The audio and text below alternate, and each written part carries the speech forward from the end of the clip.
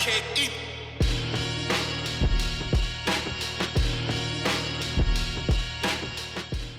There's something powerful about the journey of leadership, the daily steps, the long-term vision, and everything we learn along the way. Welcome to Leadership Labs, where we explore these journeys with the incredible leaders of Aurora Public Schools. In each episode, we hear from those who are helping guide our district toward Destination APS, sharing their stories, their challenges, and the lessons they've learned along the way. Today, we're joined by Josh Cooley, principal of Aurora Highlands P-8, one of our newest schools and one of Aurora's fastest growing areas. Josh's story is unique. He opened Aurora Highlands from scratch, transitioning from high school leadership to guiding students from preschool through 8th grade. Josh has a wealth of experience from beyond our district. He brings a fresh perspective to the Leadership Marathon as he builds both a school and a community from the ground up. Josh, before we dive into your leadership story, tell us a little bit about who you are and what makes Aurora Highlands P-8 so special. Yeah, a little bit about myself. Proud father of three amazing girls that I think we've done, along with my wife, Amy, done a pretty good job of raising. And then, yeah, just the unique energy of starting up a school here. Aurora Highlands is such a unique experience. Not only are we building up a school, but I feel we're a part of building up an amazing community around us, which has been really unique to see. Just seeing the parents kind of coming together as a community around us and watching everything build up around us has just been amazing. Thank you for sharing that. As you know, opening a brand new school is something most principals never get to experience. And for our listeners who are unfamiliar, I believe Aurora Highlands is just in its 4th year with students, right? Actually, this is our 3rd year with students. 3rd year with students, your yeah. 4th year, including your year zero. Okay. And so tell us what the responsibility of opening a brand new school is like, and how you would describe the unique energy of a startup school to other folks out there. Sure. Well, first of all, what a unique and kind of an awesome responsibility I think this is. When we started out in our 0 year, it was myself, assistant principal Pamela Burks, a couple others started, in a small office, and we just got to think of what do we want? What do we want this school to be? And I think we had all these grand plans and this vision. And then, my favorite quote is Mike Tyson is, everybody has a plan until they get punched in the face.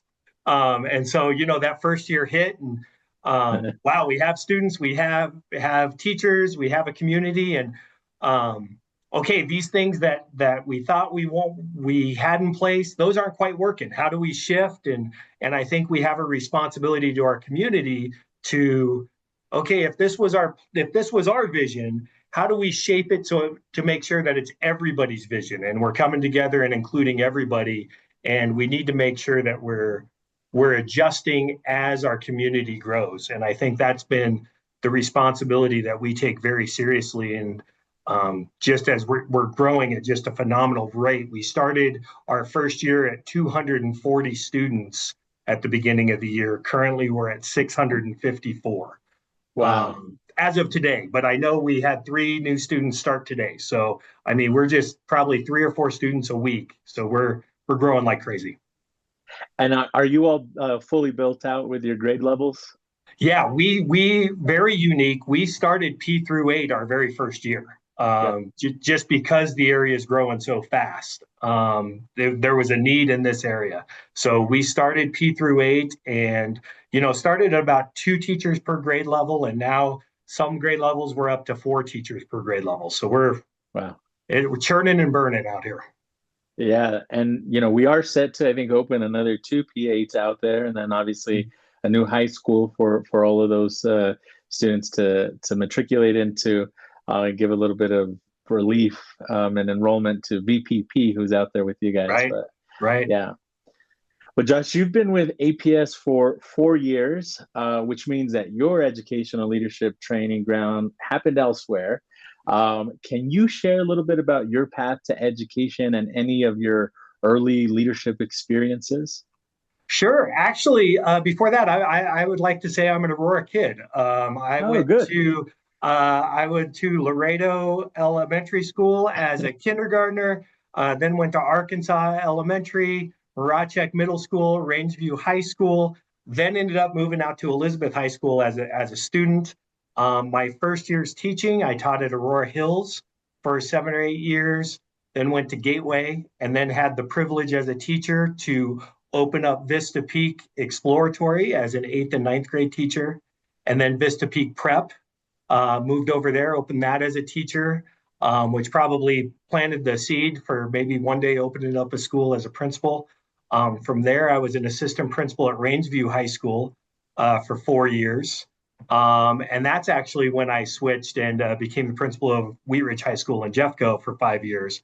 And which was a great opportunity, loved it. But I think Aurora has always been here in my heart. So when I had the opportunity to not only come back to Aurora, but the unique opportunity of opening a school, that's an opportunity I couldn't pass up. So I jumped on it, and now I'm very happy to be back here.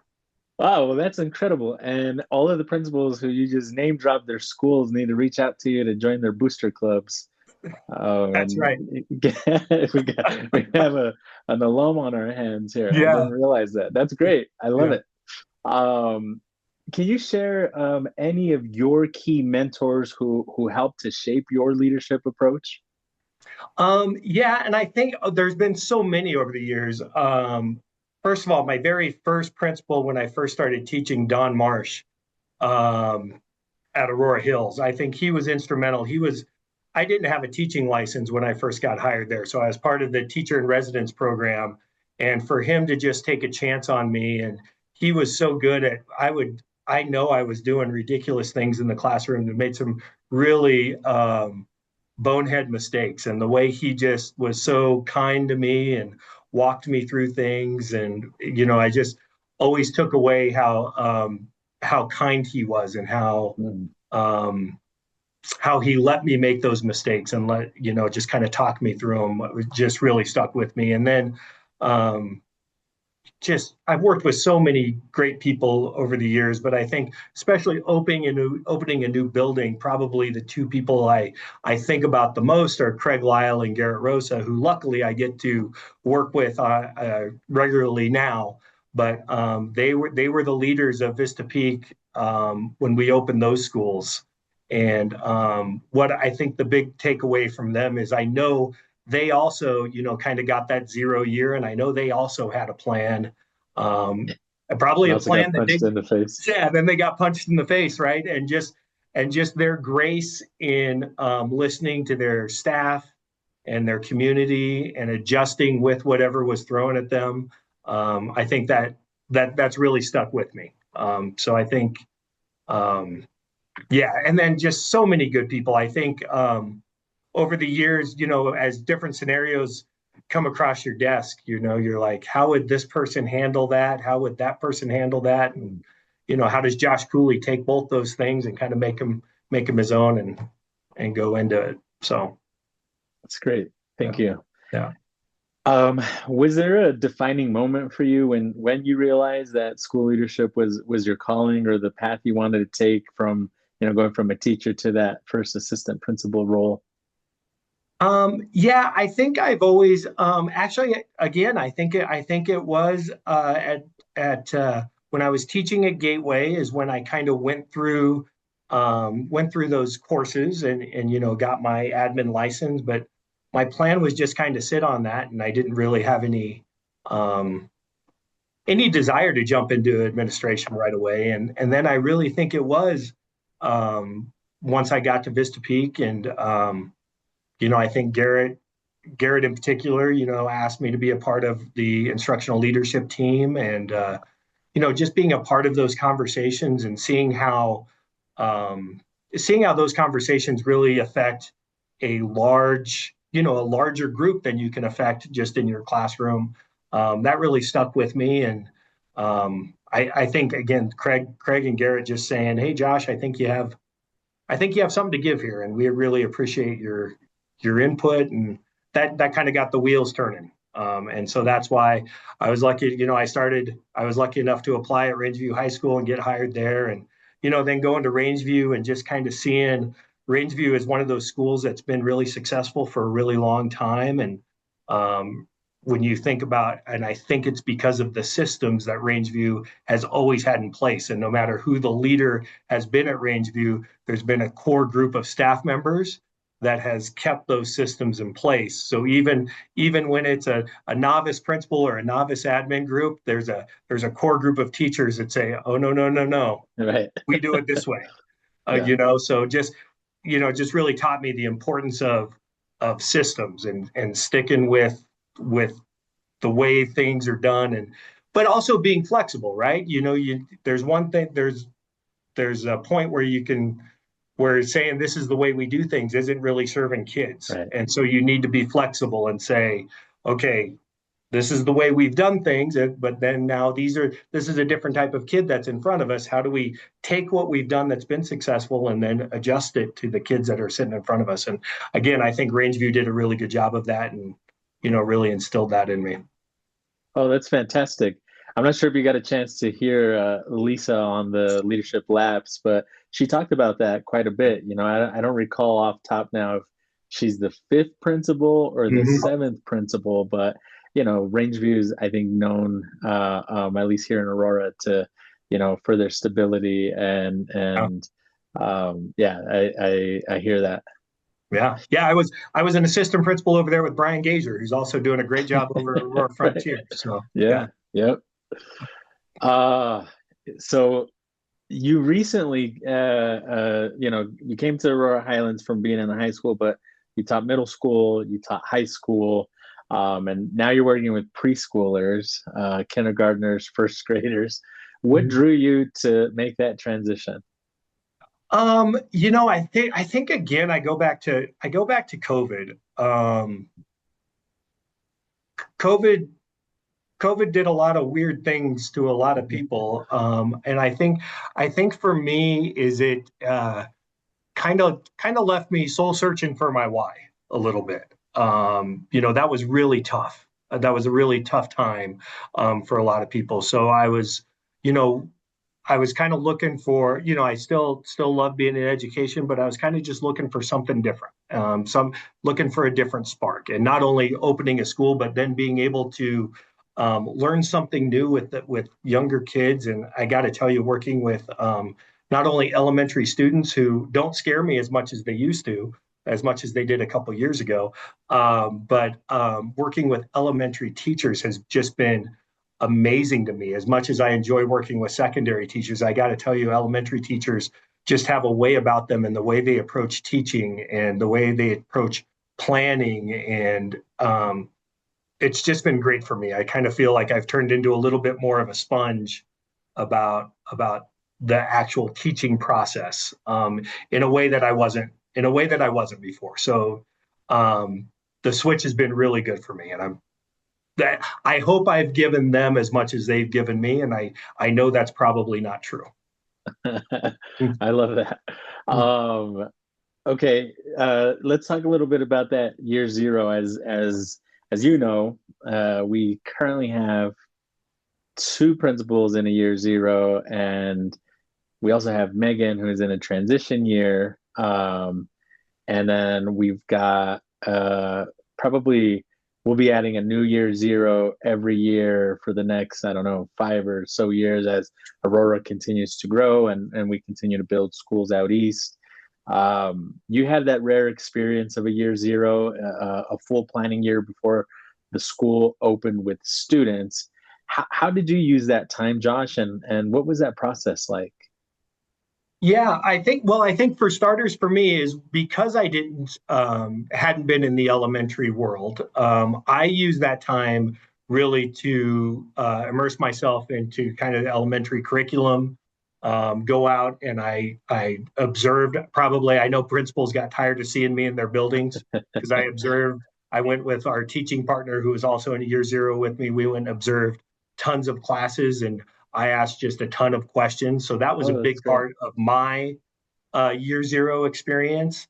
And also, I think the greatest part of the year zero experience for me was, and for our team, was just the opportunity to sit around and talk about our shared experiences in schools and just do that what if. Like, hey, we get to create this from scratch.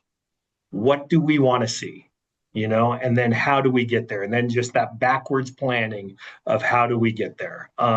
And so it was, especially that first semester of year zero, it was a lot of going out and observing, and then as you get to talking about, okay, kind of those operational things. Hey, what does parent pickup going to look like? What does lunch look like? Oh, let's go out to Harmony and see what they do.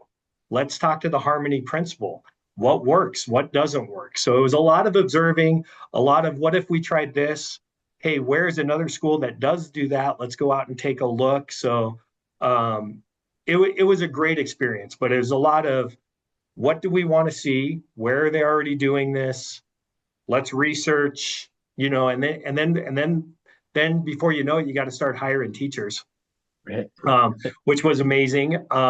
Year zero afforded us to not only were we interviewing teachers, but then we got to go observe them in their classrooms, which was just an amazing experience, and I think led to us hiring just some amazing teachers that have given us the success that we've experienced the last 3 years. Is just we were able to go see them actually in their classrooms with their students, which is an opportunity that I don't think a lot of people get when they're hiring their teachers.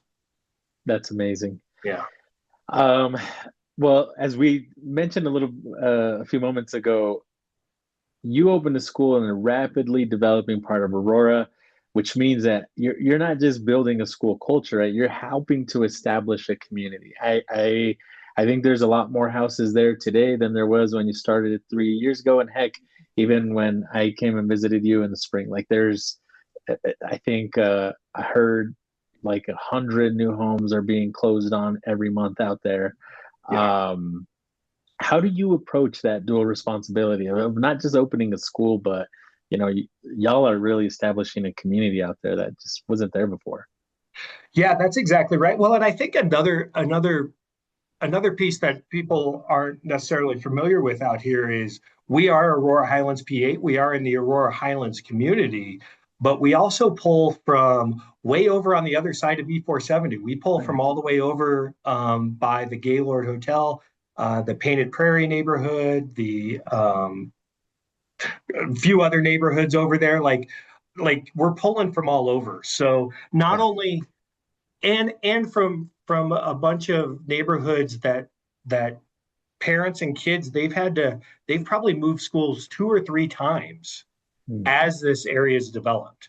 So not only are we trying to build a community, but we're also trying to heal a little bit some people who, hey, why are you making us move again? Right. And so that's been a challenge, but I think we've approached it, just approaching it by, hey, we're happy you're here now. This is your home. Um, the Aurora Highlands way, the Aurora Highlands P-8 way, is constantly evolving, and we want everybody to be a part of that. I'm very happy every time we have a community event. We are pulling. They're huge. Like we're running out of space for that, and we're not close to our capacity yet. And that's just great to see that parents and the community feel so invested in our school. So we're doing something right, and I think that just comes from our outreach, our our climate and culture coordinator, our community liaison. They're constantly out in the community reaching out, talking to people. So I just really think it's a two-way street. And the community does a good job of reaching out to me and saying, hey, Josh, I don't think you're doing this right. Okay, let's talk about that. How do we fix it? So I think we've done a good job of listening, and I think our community's done a really good job of speaking out. Yeah. Yeah. In any race, there's significant mile markers that stand out. So far, what's been your proudest moment in opening and leading the Aurora Highlands P-8? Oh my gosh. Well, there's been quite a few, but I think being a performance school in our very first year stands out as a huge success. And then following that up by being a performance school in our second year. Again, when you talk about our rapid growth, So many of our students are brand new to us, and just our staff's ability to adapt to the students sitting in front of them. We came in our first year with the goal of, hey, what tier one instruction, right? That's our focus. Tier one instruction and making sure students feel like they belong. That's been our goal. Now, making students feel like they belong, that's always going to be a focus as long as I'm principal here. And it's really important when you're adding so many new students, every week. But then as we moved into our second year, we realized, okay, that tier one instruction is not enough. Now what's our tier two instruction looking like? How are we meeting kids where they're at? And that paid off. That paid off with our small group instruction and our interventions. I mean, I think our ILT work has just been amazing. Sorry, you asked for just one. I've got so many that I'm proud of. Just it feels like no matter what we throw at our staff, at our students, at our community, they just thrive. This year we're doing the late start pilot. And Yeah. every time I throw something out to the staff, I'm like, oh my gosh, I think I'm going to get jumped when I go to my car. And they're like, nope, let's do it. That sounds like a great plan. So I'm just every day, I'm just so proud of our staff and the way they just take everything in stride and the way our students take everything in stride and just continue to excel. That's amazing. Yeah. You've been really generous with your sharing of lessons learned. Would love for you to share, especially as again we're aware that we have many folks who are going to be approaching a year zero or are already in a year zero as we speak. What's been the most challenging aspect of building from the ground up? And I think this is true of any principal, not just a brand new school, but just the unknown and just being able to adapt. Again, you have a plan. What happens when that plan doesn't work out, and just being really flexible. And I think my advice to anyone would be make sure you go in with a solid plan, but make sure you have a lot of voices, a lot of trusted voices that people can say, hey, this isn't working. We need to adjust. And I think, you know, don't be so rigid in your plan that you're not seeing what's going on around you. That's helpful. Yeah. Okay, a little lighter mood here, going into the leadership playlist. What leadership books have significantly influenced your approach either to opening a school or leading a school, or just that you would recommend to a current or aspiring school leader? So probably my biggest one, I was lucky enough to be part of the Catapult Leadership group years ago. And the Path of Least Resistance by, I think it was Robert Fritz. But he talks about the tension chart, right? Like your current reality and then your end goal, right? And how you go to get there. And we spent so much time in our year zero office. I just had those all over my office on posters. Like here's, when it comes to school culture, here's our current reality, here's where we want to be, academics, here's where we want to be, here's where we're at. And I think that's been the most I'm not big into I struggle sometimes with theory, but that's been the one that's been most okay. There's a practical use to this, right? I can see the end game with this. So that's probably been the one that's most useful to me, and was most useful Awesome. through this process. Yeah, That's great. That's a good recommendation. I haven't read that one. I got a copy when you come out. All right. I'm listening to Tequila Wars right now, which is a story of Jose Cuervo, and turns out he and his family were very involved with Mexican politics, and really fascinating so far. But Nice. I think for me, sometimes it's helpful to not be reading a self-help book or leadership book or whatever. I sometimes want to you know, uh, Oh my, yeah. my brain needs a break from that sometimes. So Oh yeah. Well, I'm also a big Ernest Hemingway fan. I collect there, first there you edition go. Ernest Hemingway, so I just pull one off the shelf sometimes and just read. Exactly. There you go. Yeah. Um, okay. What about music? What's playing in your leadership headphones lately? What were you listening to on the drive in? On the drive-in, I was listening to the Grateful Dead. There you go. Yeah. So I think as far as music goes, I think I was born about 30 years too late. So Grateful Dead, Jimmy Buffett, those are constantly on my playlist.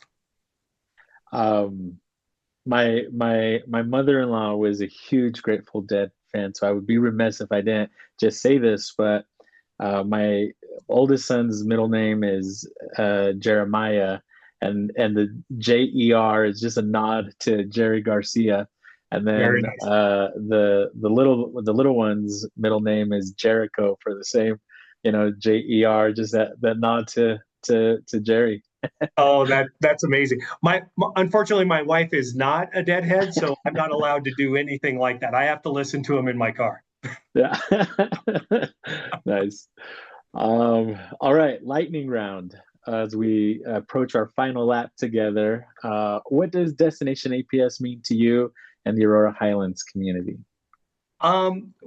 So especially out here, I think people have a lot of options for schools these days. So we get a lot of calls. We get a lot of people who want to tour the school who say, I constantly feel like I'm being interviewed out here, which I've never experienced. Parents come out here and literally interview me and walk around the school. And so basically, what is it that Aurora Highlands is doing that will create a spark for parents that say, I want to send my kids there? And I think so far we're doing something that works. So what is it? Whether it be our academics, whether it be our sense of belonging, that parents say, this is where I want to entrust my student to go to school. Josh, you shared a lot of gems already, and so I'm not gonna pigeonhole you into making it specific about opening a new school, but if you could just share one piece of advice to an aspiring leader, hoping to someday be a principal in the Aurora Public Schools, what might that be? It's hard work, but it's worth it. It's when you see even when it's one small thing that you planned, when you go out there and you see it in a classroom or you see it in a hallway, it makes it all worthwhile. I appreciate you so much for sharing your leadership journey with us today. Your insights about building from the ground up, whether it's school systems, community connections, student traditions, remind us that every established school was once someone's startup dream. Your work at Aurora Highlands is literally laying the foundation for generations of students to come. Join us next time as we continue exploring the paths of those who are helping guide us towards Destination APS. Until then, keep running your race with purpose.